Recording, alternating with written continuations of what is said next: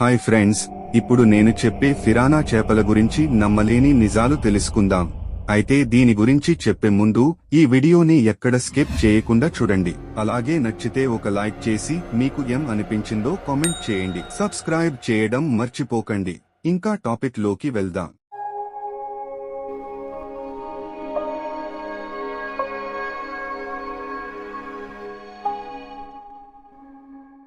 ఫిరానా చేపలు నోటి నిండా సూది లాంటి పళ్ళు ఉంటాయి.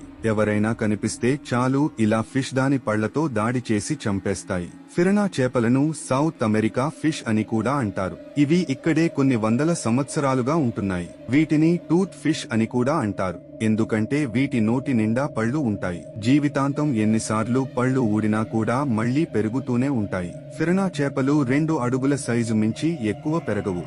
ఇది సౌత్ అమెరికా నుంచి ప్రపంచంలోని చాలా దేశాలు వ్యాపించాయి.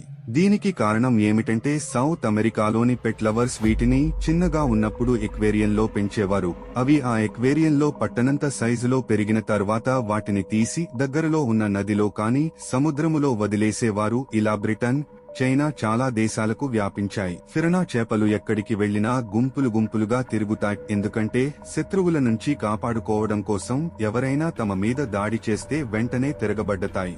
ఇవి సముద్రంలో చాలా లోతులో నివసిస్తాయి. నీటిలో కింద ఇసుకలో లక్షల్లో గుడ్లు పెడతాయి. ఆ గుడ్లు పొదిగే వరకు మగ చేపలే బాధ్యత తీసుకుని కాపలాగా ఉంటాయి. పొరపాటున గుడ్ల జోలికి వస్తే అంతే సంగతులు. వాటి అంతు చూసే వరకు నిద్రపోవు. ఇవి నివసిస్తున్న నీటిలో ఏదైనా పెద్ద శబ్దం వచ్చినా, రక్తంతో కూడిన వాసన వచ్చినా వెంటనే గుంపులుగా అక్కడికి చేరిపోతాయి. ఏదైనా జంతువు గాని, మనిషి శరీరం కానీ వీటికి దొరికితే గుంపులుగా దాడి చేసి పీక్కుని తినేస్తాయి.